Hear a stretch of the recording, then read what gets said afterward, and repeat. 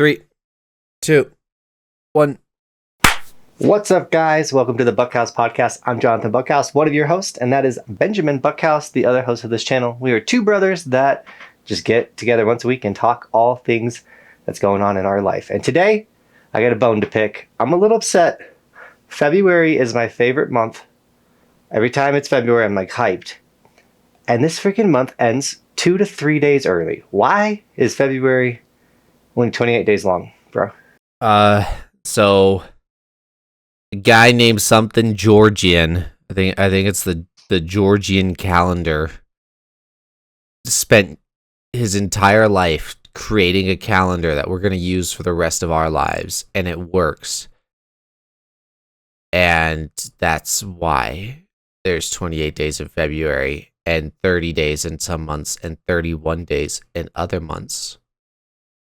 And there's leap years and non-leap years, and I don't know, bro. Calendars are weird. The fact that like the Earth rotates almost exactly 24 hours, and the reason why I say almost exactly, that's the reason why we have a leap year, is because it's like 24 and in 10 seconds or something. I don't know the math there, but yeah, like it's crazy that everything's almost precise, and it takes 365 days, which is not visible by 30. It's just weird, bro. It's just weird. Stop yelling at me.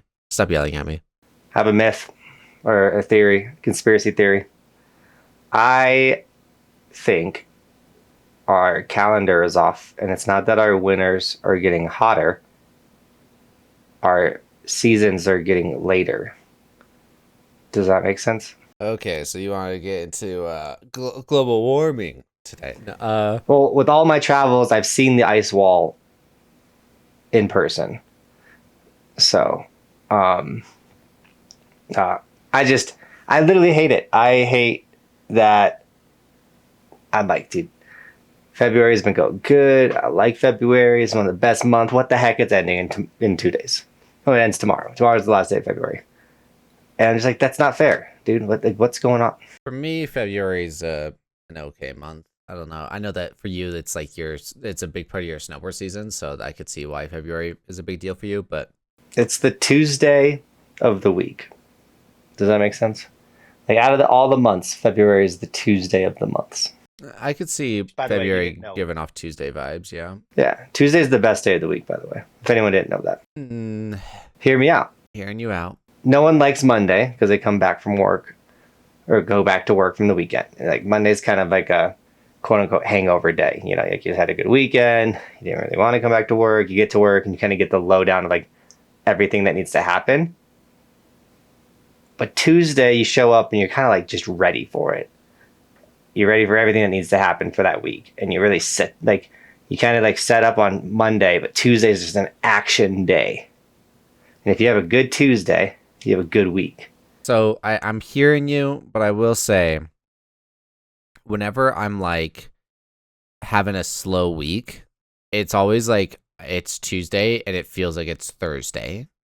And that's the worst feeling ever, is when you're like 2 days behind in the calendar. And that's one reason why I don't think I really care for Tuesday, because like I said, it's always on Tuesday that I'm like, is it Friday yet? Type of deal. It's never like on Monday or Wednesday. Or sometimes Wednesday, but it's like Tuesday is that day where I'm like, it's only Tuesday? Are you kidding me? So I don't really mess with Tuesday as much as you do, apparently, bro. It seems like you like your Tuesday. I do not. Well, I feel like I've never snowboarded bad on a Tuesday. Like Tuesday is just like, I always snowboard good on Tuesday. I really like Tuesdays. If I had to pick any day of the week, Tuesday is the day. You guys should comment, all the listeners listening on YouTube. What's your favorite day of the week? I know this was a wild start to the episode. Ben is in the middle of 75 hard right now, and I know he's low energy. And I just wanted to come in hot and heavy and kind of get him woken up. And this was my strategy today, was to come at him with some nonsense. So, bro, enlighten us on your journey. How you feeling? You feeling strong? You feeling thin? You feeling proud? Feeling tired? I was just double checking something. You were born April 4th, 1991, right? Yeah. Is that a Tuesday? No, it was a Thursday. Dang it! So I no, without us even talking about it, yeah, Jonathan already he kind of called me out there. Yes, I am exhausted. No, I'm tired. I'm just like I don't know. I don't want to complain about it, and we've talked about it so much on the podcast. So you guys know where I'm at. But no, I'm today. How many days you got left? So today is day 52. So I've got 23 more days left. Oh my god, dude! You're never gonna end. You're done. It's never gonna end. It's just, that's what it feels like. That's what it feels like. And no, dude, you're on Tuesday of 75 hard. It's just never gonna. Dude, yeah, I'm on that Tuesday that feels like it's Friday, and I'm like, is it over yet? No, it's good.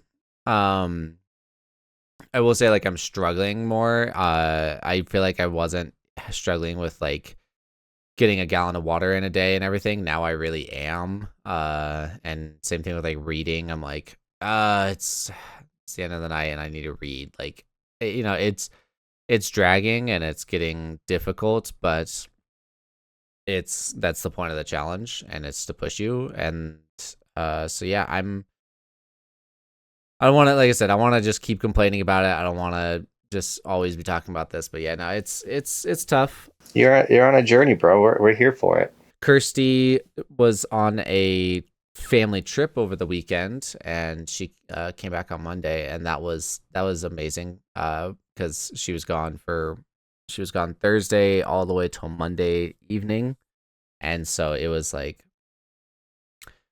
I missed her time while she was gone, and then when she came back, I was super excited, and then but the entire time it was still 75 hard. So you're saying you're gonna have a good Tuesday? Gonna have a good Tuesday. I'm done with the Tuesday jokes, guys. Chill. There might be a couple more. Here, let's transition to this. Do you feel like, and it's primarily going to be you, bro. I know that she has taken a few trips, but whenever you take a trip away from Bobby, do you come back and your relationship is stronger? Maybe, because we fight the whole time because Bobby's mad I'm gone, so she just doesn't talk to me and yells at me while I'm gone. I'm joking. She doesn't do that all the time. No. Well, one, I travel all the time, I guess. So I think the thing that has made our relationship the strongest over time is just going through really crappy life situations together.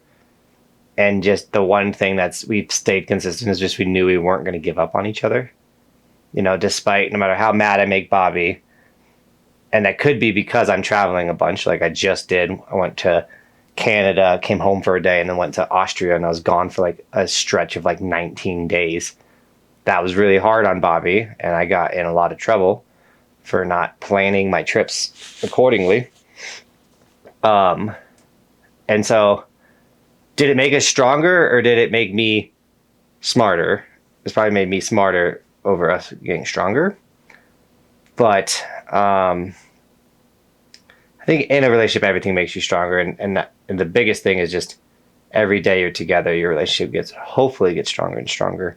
But if you want your relationship to become stronger, you have to listen to your significant other, and you have to be willing to change yourself. Because you'll never be able to change your partner. So if you want to see change in your partner, you need to implement that change in yourself and hope that will rub off on your partner. Love that little snippet of advice at the end there, bro. No, the reason why I ask is, I'm not not afraid to be honest on this podcast. So going into this trip for Kirsty, like I said, she left last Thursday and then she came back on Monday.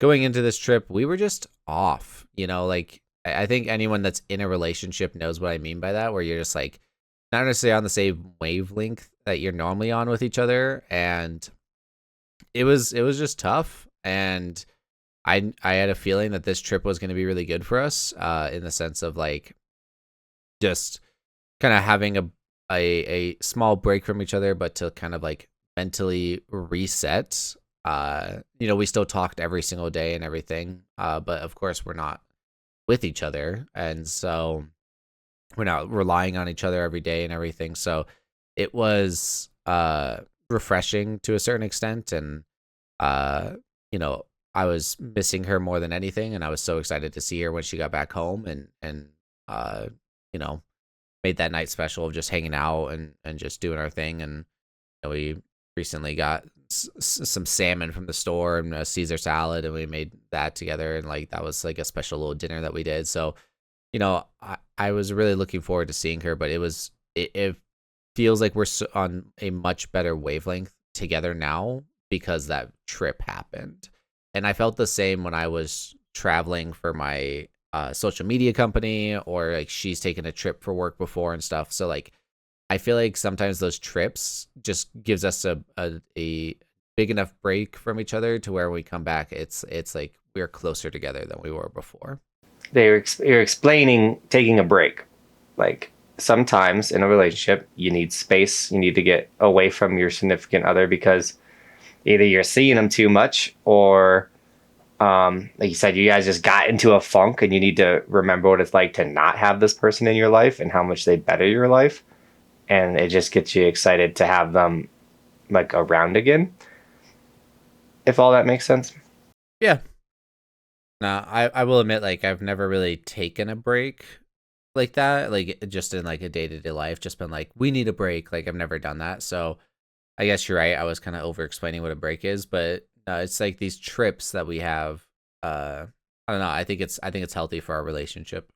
No, totally, and I mean, some people legitimately like, hey, we need a break, and they like go away from each other for a while. Like it's a real thing. Sometimes that's like saves a marriage or a relationship. Sometimes you take the break and you're like, man, I really still don't like that person. Adios. Like this thing is donezo.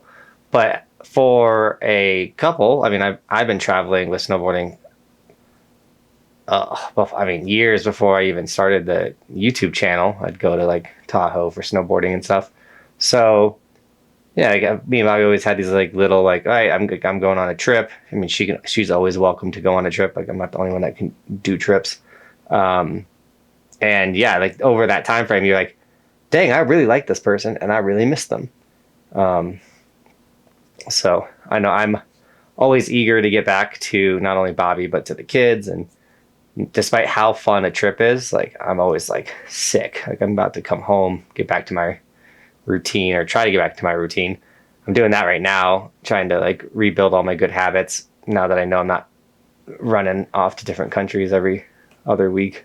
But basically what I'm getting at is I love my wife, and sometimes she drives me crazy, and sometimes we just need to travel to a different state away from each other. No, I'm joking. But no, I know Kirsty's gonna be listening. Sometimes I gotta go to a different country, bro. I get it.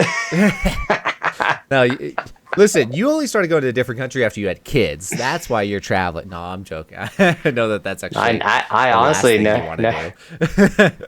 So I don't think I ever traveled to get away from my kids. Maybe Roman. He's coming to his own, man. It's something about a 7 to 12-year-old boy that just annoying and loud and just want to jump on everything or off everything. It's just like he's in it. I took him. So this last weekend, I mean, you can count this as travel. We went to a southeast Colorado ski resort. It was 5 hours away from my house. So this was like, we had to stay the night. And thankfully the ski resort put us up they invited us down, put us up in a place to stay for 2 nights. So we rode at the resort for 2 days. It's a really cool, ski resort that's trying to come back. It's like a nonprofit ski resort. It's trying to come back to its glory days and stuff. And Roman came with me, got to hang out with Dad on the snowboard trip. And he is something. He's just mimicking everything you say. I don't know. Anyone that has a 7-year-old boy knows what I'm talking about. He's just yeet, yeet, blah, blah, and dancing and dude, what are you doing? He's I'm doing the gritty, skirt. Dad. Yeah, I'm not, yeet, yeet, skirt, skirt. And you're like, dude, Can you chill? It's nonstop. I work with kids every day. I get it. When we have this thing where when Roman goes on a trip with dad, he can watch a Jurassic Park movie. So he's too deep now, and he's loving them. It's a very specific thing to watch on a trip. Well, he can't watch them at the house because of sister, and mom also told him no. But I was like, dude, he could watch. Like, he loves dinosaurs, and so like, it was one of those like, hey, don't tell mom you can watch Jurassic Park. And then we talk about it on the podcast. And then mom now knows because she asked him what he was watching, and he was like, he like gave me this look like, what do I do? And I was like, you gotta tell mom. You can't not tell. Well, now you gotta rat yourself out. Like, you screwed up, dude. You better tell her. You're like, I've been in this position before. Tell mom. Mine is normally talk about that. Mom's like, where are you at? And I'm like, it's like she knows. She's got my location. At what age do you think Roman will start going on a lot of these trips with you? Right now. You think in this range right now? Yeah, especially next year. It depends on the types of trip. Like, he's not going on any overseas trips because the travel is so brutal. Now, kids are resilient, and I think he would figure it out, or like, I think he could do it. At the same time, like, it depends. I didn't take him to yesterday. I went to a different ski resort yesterday, and they invited me. He definitely would have like excelled at this resort and done fine, but I wouldn't have been able to explore the resort the way I needed to or wanted to for this like first time going to this ski resort, showing it off. And I really wanted to make them a really solid video. So I needed him not to come.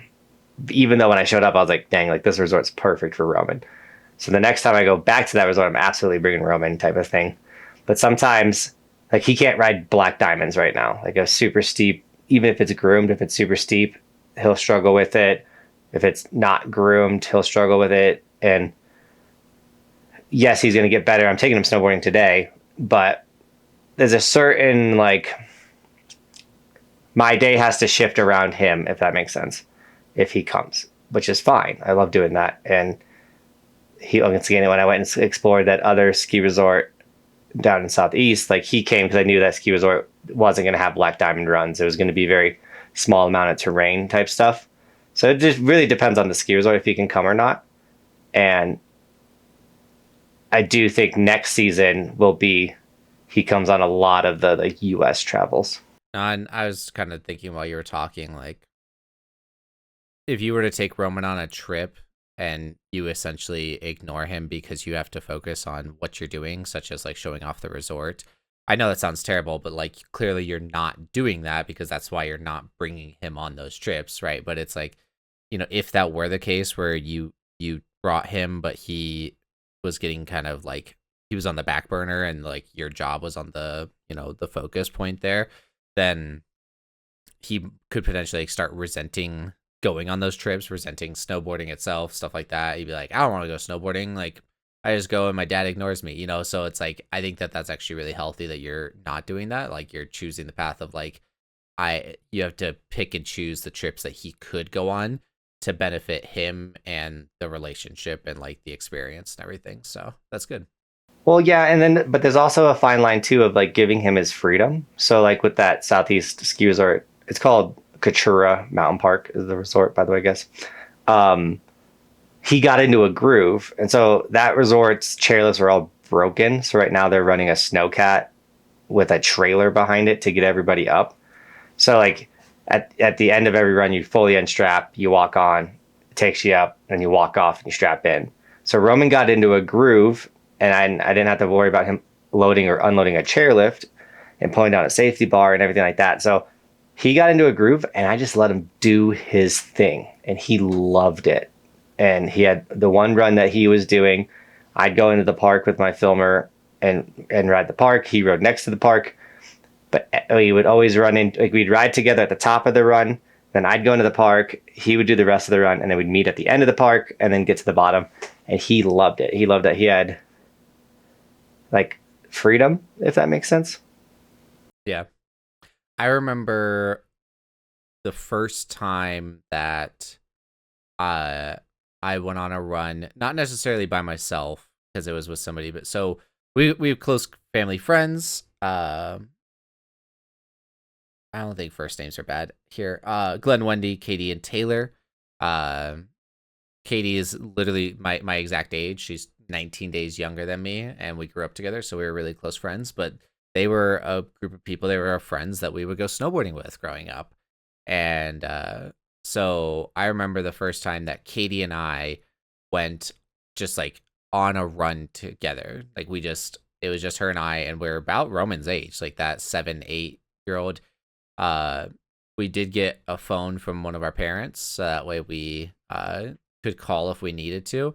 But yeah, it was the coolest feeling ever to be like, we're just gonna go do this like without parents, and it was at Keystone, but it was still like the coolest thing ever. So I could see Roman finding that to be so cool, where he's just like, I'm doing a run by myself, like I don't have dad here. Like that's probably I know that feeling that he had. Yeah, and so I really want to that the resort I went to yesterday was called Ski Granby Ranch, and it's super beginner friendly. So like I really want to bring Roman there with a buddy and kind of let them like have their day, and like I'm there, I'm around if they need anything, but like just like let him explore. Because I remember going to Ski Cooper with Steven, and we just go do our own thing. Like it was so much fun, but it was such a small resort that like no one had to worry that we were going to get lost or like anything.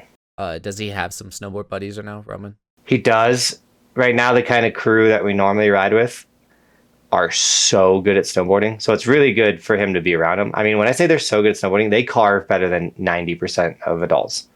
Like these kids are gangster when it comes to snowboarding.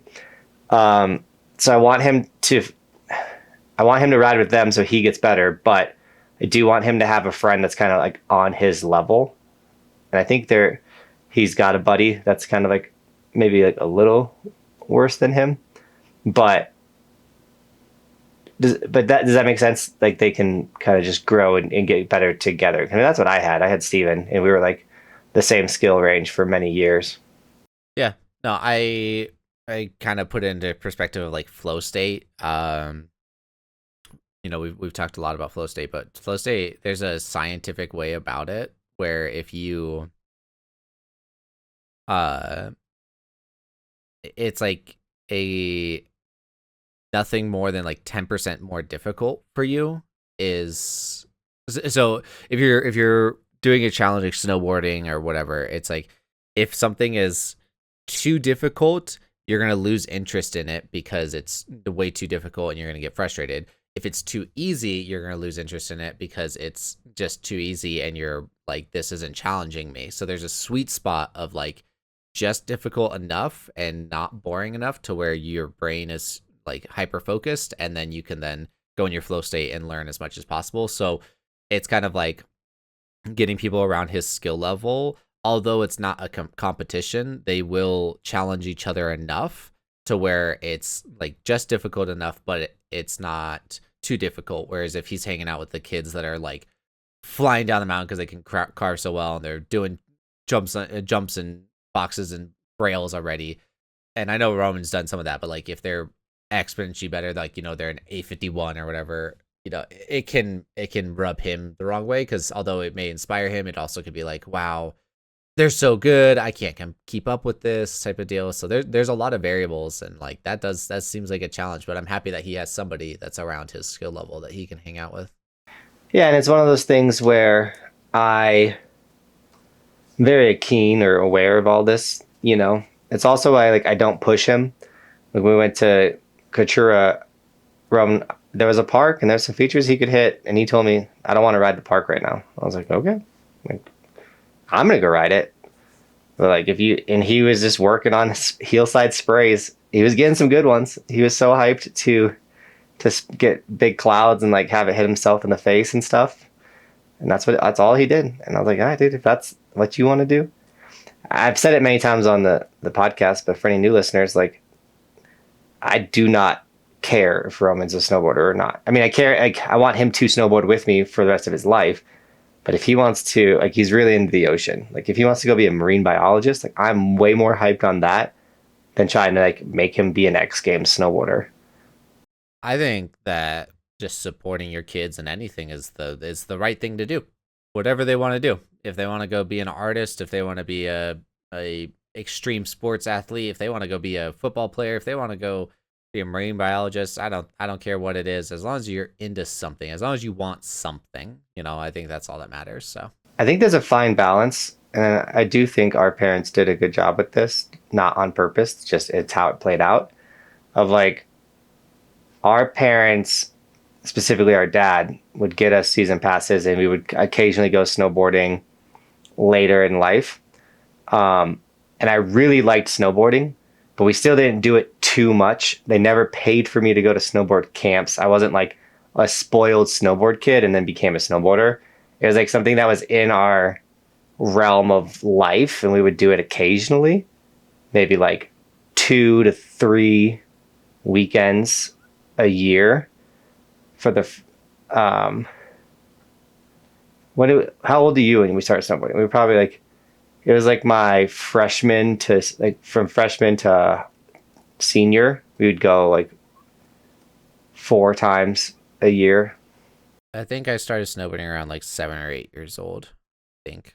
Yeah. So like we'd go like enough that like I was interested and I wanted to do it and I could get some skills, but it wasn't like, oh, you're like a spoiled snowboard kid and like you went all the time. And so does that make sense? It's like I was brought awareness to it and I really liked it, but it was on me to figure out how to do it all the time. I never really thought about it that way, but we weren't going. I think some of our best seasons we had like a 12-day season, but that was also kind of, actually I say that, but that was actually after you moved up there. So after you moved up there in Breckenridge, those were like my good seasons, and it would be like Sarah and I. Mm-hmm. Well, because the parents would let you guys actually come up, but you would stay with me, and so not only were you, because we would do like a single day trip when I was in high school. But no, once I moved up, you guys had a place to stay. So you'd come up for a whole weekend and get 2 or 3 days. Yeah, exactly. Yeah, after you moved up, that's when I started getting in those like 12 to 15 days in a season. But when we were going with Dad, yeah, it was like the 8 to 10, more so like 8 days in a season. Like that would be a really good season. Maybe even like 6 or 7, but no, after you moved up, that's when the days started racking up a little bit more. I think one season, Sarah and I got like 20, which was like crazy. But we also went up for like Sarah was getting good at snowboarding for a while. Yeah. When she was living in Boulder, because she ride with her Boulder friends, but she was also coming up with me, and like I was pushing her to like, oh, hit this jump, hit this boxes, and I was giving her help and tips, and like she was getting board slides and like hitting pretty big jumps. Obviously, I'm not saying like you didn't get good. You definitely got good, especially when you moved up. But I don't think I got as for good a girl. No, Not sure. I don't think I got. You didn't because I made you hold a camera. Well, there's that. That was my fault. Also, sorry, bro.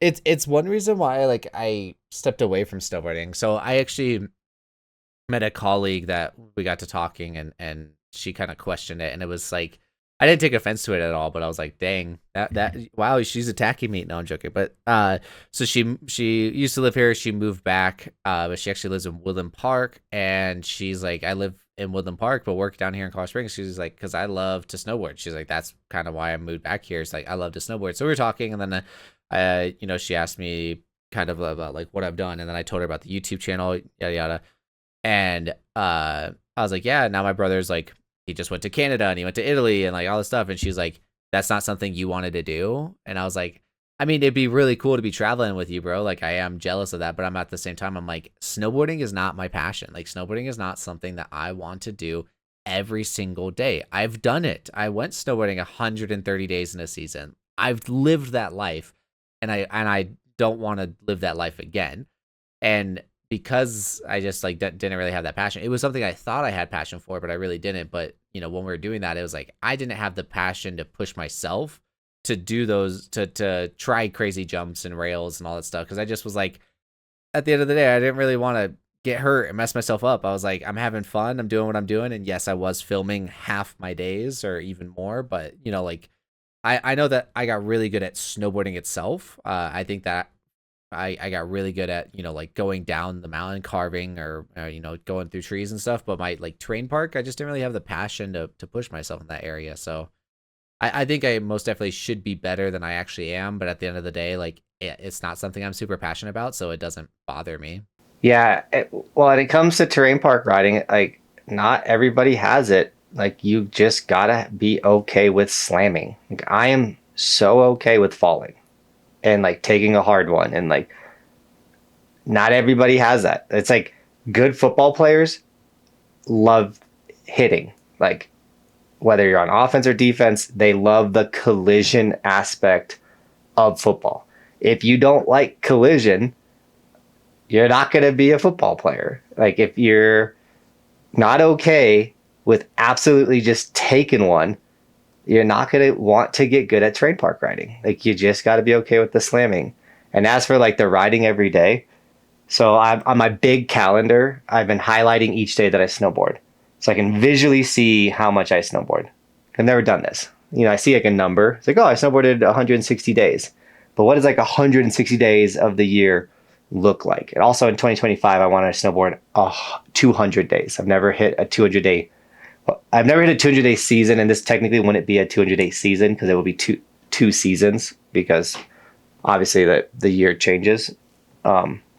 Or the way the year works out, you know what I'm saying? But in 2025, I want to snowboard 200 days. Well, I just had an 11-day in a row stretch. And then I took a day off because I had to drive. And then that next day, I sat in this office and I did my taxes and a bunch of office stuff that I needed to catch up on. I wanted to snowboard so bad. And I just went 11 days in a row. And I can't explain how bad I wish I was snowboarding that day.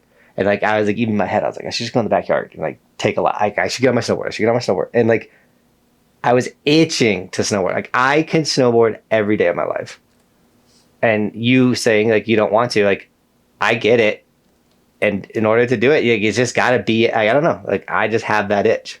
Yeah, I think one thing that like, you know, we were still working and I was like, I don't want to get hurt and then have to go to work still. So that was one reason why I was like not really interested in getting, you know, going super hard in the terrain park. But no, I do remember. I've never had that thought process or that thought.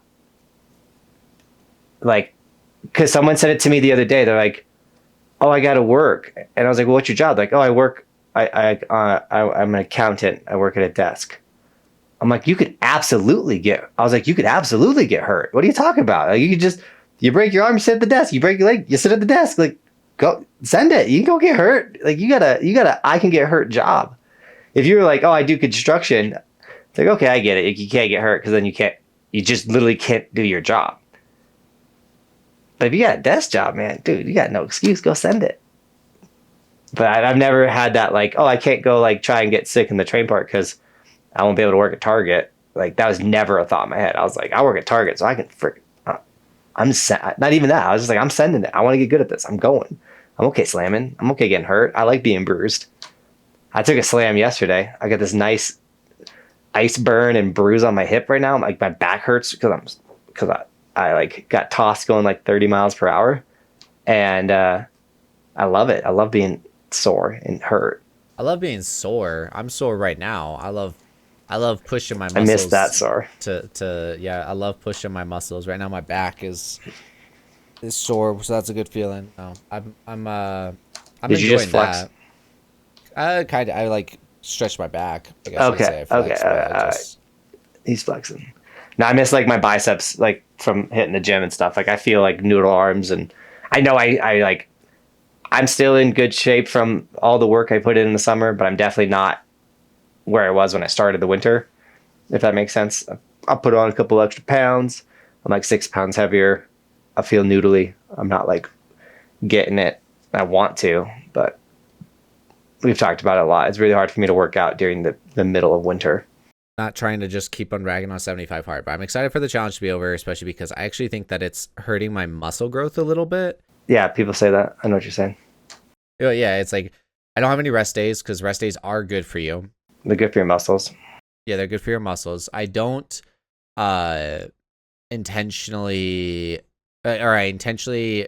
have kind of, so I do a strength training every single day, but it may not be directly like muscle training. So for instance, yesterday I did a kind of like HIIT workout where I was doing a lot of core related stuff, but also like just body weight reverse lunges, and it's called a squat broad jump where you squat down and then on your way up you jump, and then you just keep doing that over and over. So like you're working your muscles but not necessarily with weight.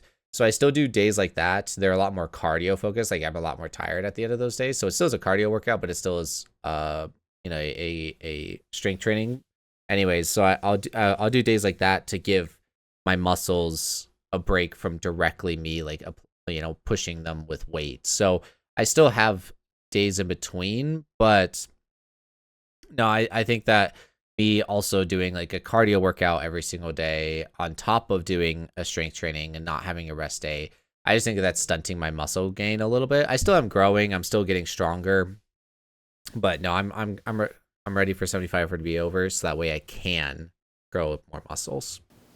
So hear me out. This isn't cheating. What I would recommend is 1 or 2 days a week, instead of going to the gym and working out or doing what you're saying, put on a 45-minute yoga routine where you're stretching, you're bending, you're flexing, because it is a workout. It's going to get your heart rate up. It's going to be a workout, but it's not strength training. It's also like allowing your muscles to stretch and grow. And then you're getting more limber. Does that make sense? Yeah, I actually consider that somewhat recently because I was doing some physical therapy at one point, and I found out that my left arm doesn't have full range of motion. So I actually thought about I could mix yoga into it because I have done some yoga and I enjoy that, but I've thought about having some days where like I do stretch and kind of focus on that PT side of things, because like my hips are also not the greatest, my knees aren't the greatest, and then my shoulder isn't the greatest. So like spending some days where it's like stretching and like doing some, yeah, like you're saying, just like stretching and kind of getting in. I know what you're saying, like a yoga like day. Band workouts, like type stuff, because that's what I would do. Like I would have my like lift days and go hard days, and then you're not wrong. Like the body needs to have rest days, and a rest day doesn't mean you still can't do something healthy and physical, because you could even do like two. Technically, you're supposed to do an inside workout and an outside workout. I did mine in the summer. Sometimes I would do 2 outside workouts instead of an inside, and those would be like walking around the block, pulling the kids in the thing, and then the other one would be like a bike ride. So it's just about like being active and going after it. But also like 75 hard in a lot of ways is like individually based on how you want to do it. I guess there's like the to the book T way, but not to totally backtrack, but on the note of like snowboarding every single day, I'm sitting on like 12 to 15, it's either 12 or 15 videos that, one, I want to get out while people are still interested in snowboarding, but 2, I have every excuse to like just stay home and like edit and get videos out. Like I don't have to go out and film. Like I don't have to go work. I have the videos. But I refuse to not snowboard. And so like there's days I go out and go snowboarding when truly what I should do is sit in the office and edit a video and get a long form video out. But I refuse to have the office work stop me from doing the whole reason why I do everything in the first place, which is to snowboard. Does that make sense? Sounds like somebody's got to lock you in your office for a little bit, bro. I need to spend like 6 days in my office. I ain't doing it though. I ain't doing it. I'm going riding. You can't stop me. I do want to say I'm Do you ever get the? All right, go ahead. Go ahead. So, do you ever get the urge to gamble? Yes and no. So I think we've talked about it before, but I've kind of sworn off gambling. I love doing it. But I've never won gambling, and so I've never had that story. Well, like I've never. Sarah talks about. We can go fix that tonight. We can handle that. Sarah has said, she's like, yeah, like all of our siblings have a story of like, oh, I left Blackhawk with $500 or $1,000 or whatever. Like I literally have never won gambling, and I'll go gambling with you guys and follow every step that you guys are taking. Like I am doing exactly what you guys are doing. And I've never won gambling. And so for that reason, like I've never, whenever I go gambling, I'm like, hey, I'm taking this money out and I'm going to gamble this money, and I'm more than okay with losing this money. So like, I'm not mad at myself or anything. I never have a problem with gambling too much. It's always like, it's always, I bring this amount, I gamble this amount, period. But yeah, no, I've never won gambling. So for me, I don't get that itch really to like keep going, because I've never had that high while gambling. I've only had the lows. So for me, like, I do like it. I like the environment and I like doing it, but at the same time, like I've never benefited from it, so it's not something I crave that often. Well, they say that you actually get a bigger high from losing with gambling than you do with winning. I will disagree.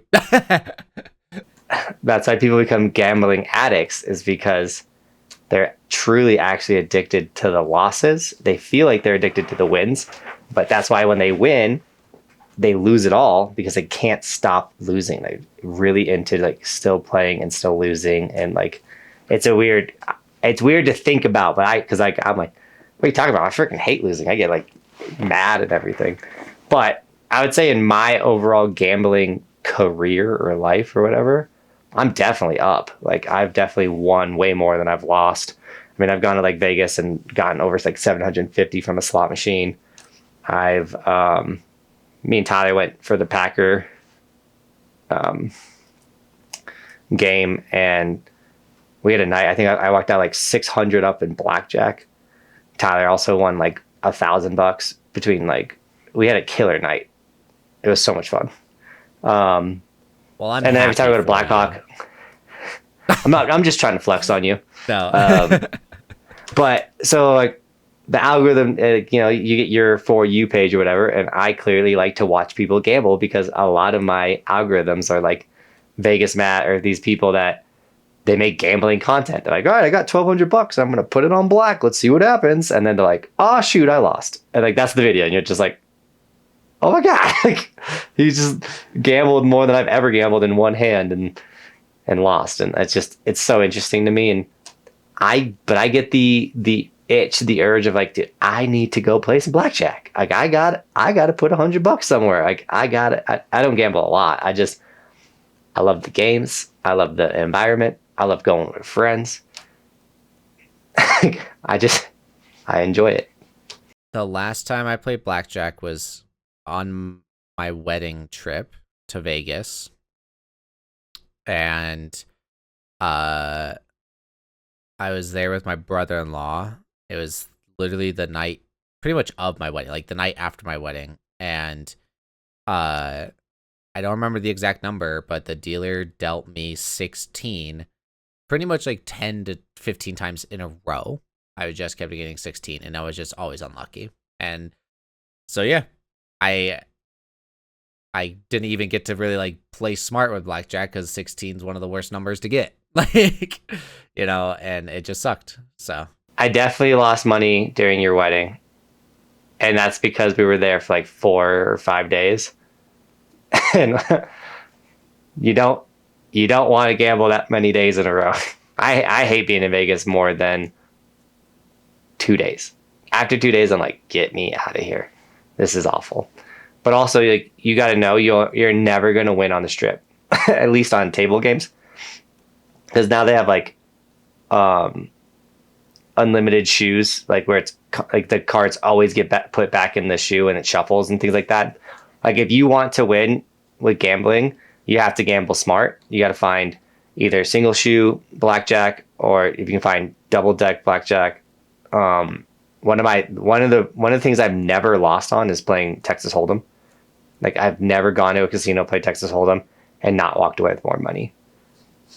So like, there's ways to gamble more smart. I would love to. I love poker. I'm not great at it, but I love poker. It's fun. It's lonely, like, because you go play by yourself. Like, you go to the poker room, and it's just you. And like, I have played with a friend at the same table, but then you're like taking your friend's money. Like, you know what I'm saying? Like, then you're playing against your buddy. Oh, I don't care about that aspect. No, I'm joking.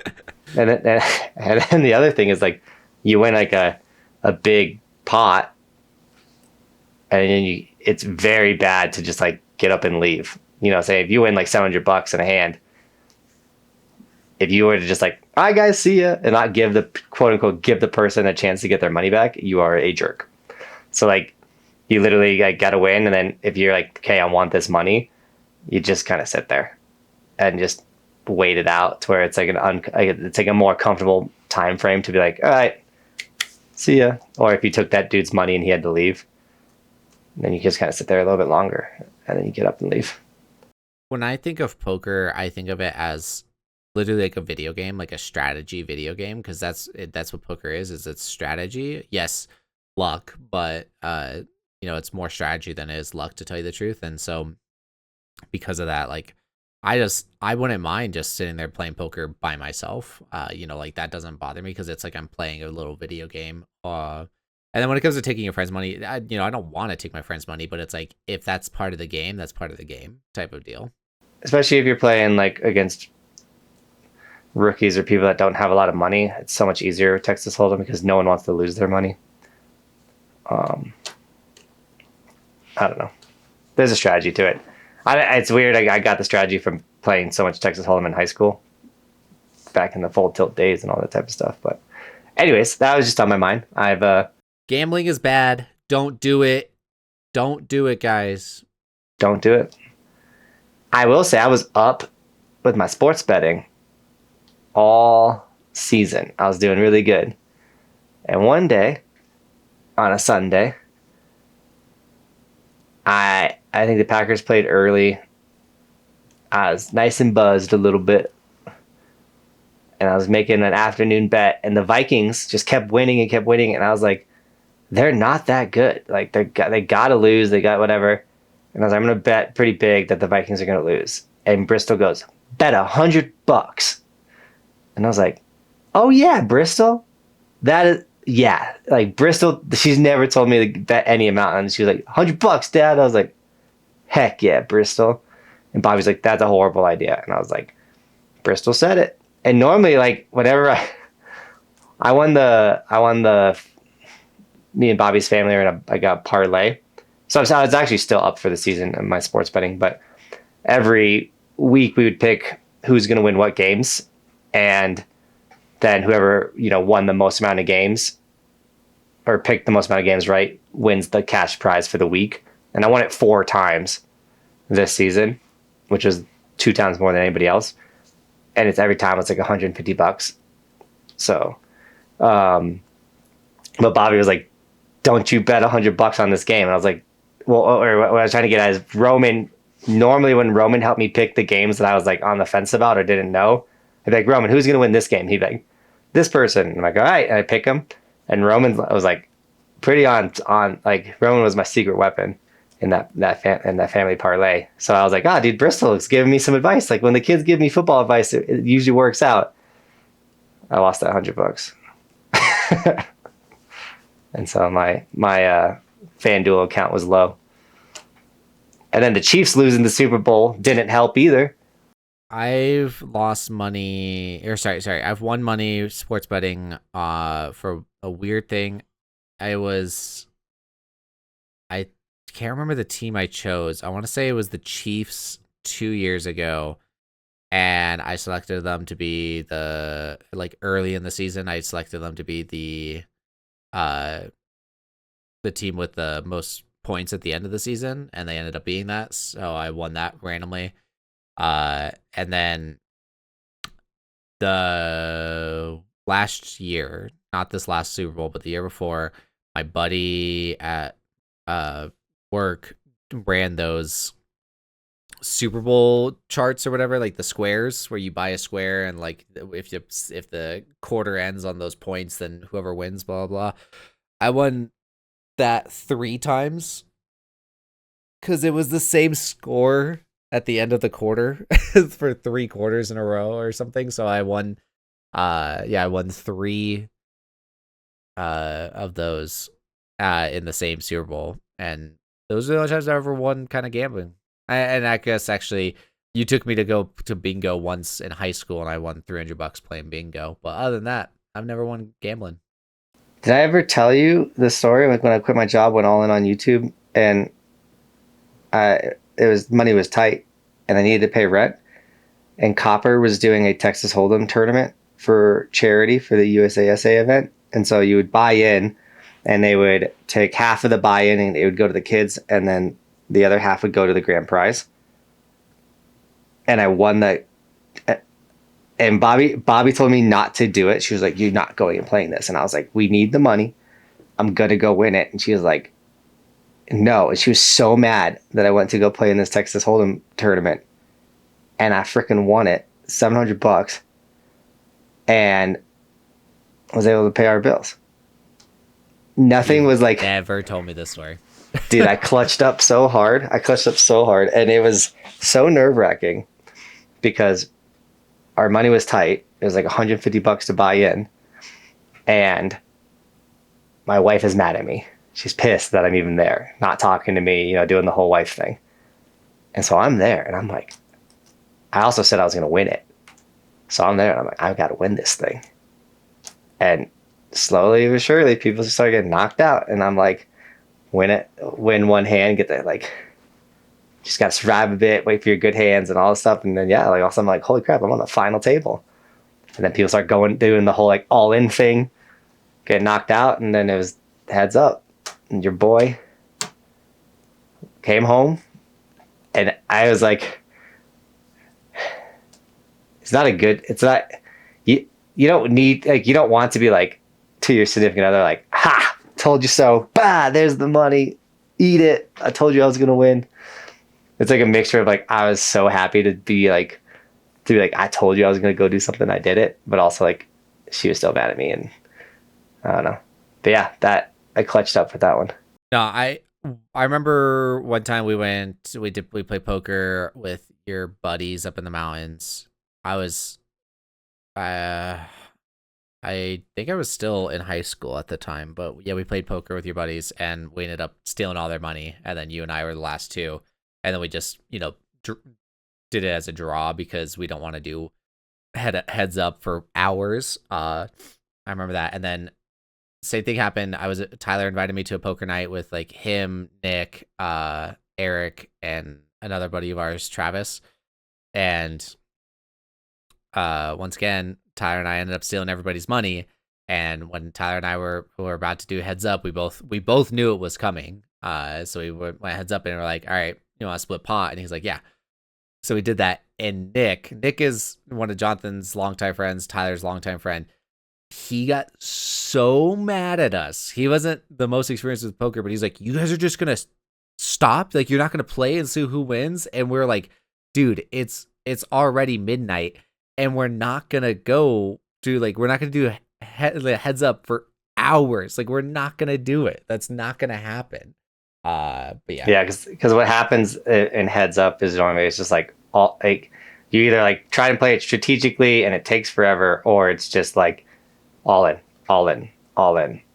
Yeah, and it's just like a back and forth, like all in, and it is what it is. But we do need to start wrapping up the podcast. Way to end the podcast on a gambling note. I'm joking. No, joking. If you guys have issues go gamble, with gambling, kids. It's good for you. It. Yeah, do not gamble. No. Do not get into a habit of it. It's a fun thing to do.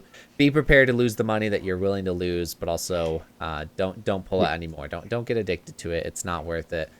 Let me say my spiel, because I was the one that was like, I love gambling. I show up to the casino with a certain amount of money that I am so okay with losing. The way I look at it is the money that I brought to the casino is what I'm paying for a good night. I'm okay taking $200 and spending it to have a good night. You'll get some free drinks. I'll get some food with that money. I'll gamble. And ideally, I'll have 6 to 7 hours of fun off that $200. If I leave with any money above $200, that's amazing. If I leave with any money above $0, that's amazing. And that's how I gamble. Never pull out more money from the ATM. And also, if you have a problem, seek some help from gambling. I think of it as a social thing. And that's why I don't play Texas Hold'em at the casinos, because I want to hang out with my friends when I go to the casino. Indeed. Well, thank you guys for watching. Thank you guys for listening. Thank you guys for being a part of the conversation. Thank you guys for being you. Thank you guys for being awesome. Thank you guys for doing all this stuff. I think that's a great way to end the podcast. Got anything else to say, bro? Who wants to go to Blackhawk? No, I'm joking. Just kidding. Thanks for listening, Peace. watching, subscribe. Peace.